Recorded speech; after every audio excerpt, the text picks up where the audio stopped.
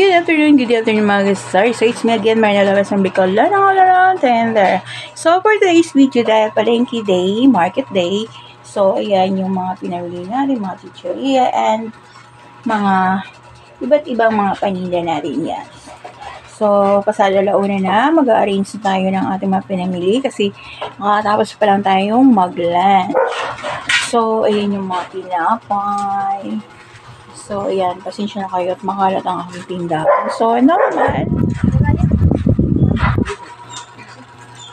1.8 po.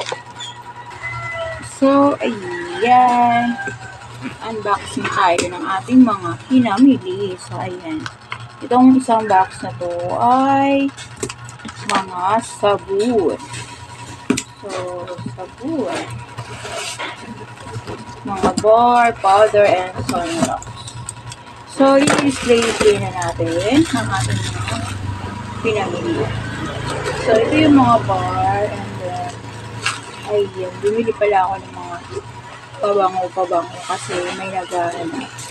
Yung malit na alcohol. Kahit pa isa-isa lang yun. Kasi may naghahanap.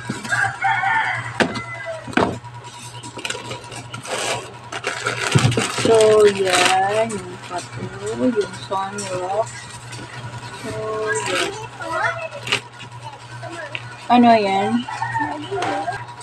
So, ayan, may mga bumiling mga bata. So, ayan, ayos na tayo ng ating mga pinamili. So, ganyan din ba kayo mga kasari pag na malengke ay sus, grabing kalat. Ang daming ayusin. So, ang mahal na talaga ng mga bilihin sa ngayon. Worth about 8,000 yung dala ko. So, yan mga kasay, mag-display muna tayo. So, ganito rin ba? Kakalat ang hindahan nyo pag once na malengke kayo kasi kayo na malengke kayo pa mag-aayos. So, yun. Yan ang realidad na mayroong tindahan. So, wag ka nang umangal manay. So, yan.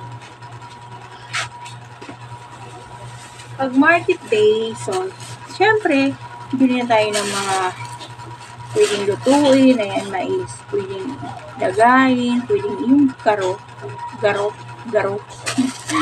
So, yun. And then, yan. Meron akong sweet corn. May okra. So, lahat na. Kasi, mura ang mga bilihin sa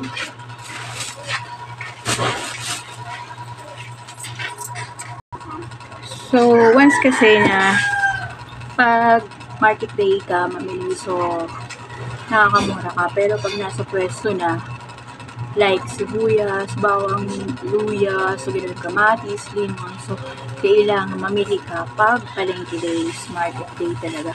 Kasi doble na ang presyo pag nasa loob na, pag nasa pwesto na. Kaya ako minsan, hindi man lang ako bumili lang sa loob, depende na lang kung same price pag palengke day, pag market day. So, yun, tip ko lang sa inyo mga kasari. Kung halimbawa, napili na kayo mga sibuyas, yung mga pang-araw-araw na needs ng mga ating mga suki, so palengke day dapat tayong pumunta. So, yun, tip number 1. And number 2, number 3, number 4. So, yun ang tip ko sa inyo. Huwag kayong bibili or mamamalengke pag regular day kasi sigurado, diyan kayo sa pwesto makakabili niyan. Tapos, doble na yung presyo. So, yun. Tumatawag ang aking jowa. Ang aking habibi ay yan. Tumatawag.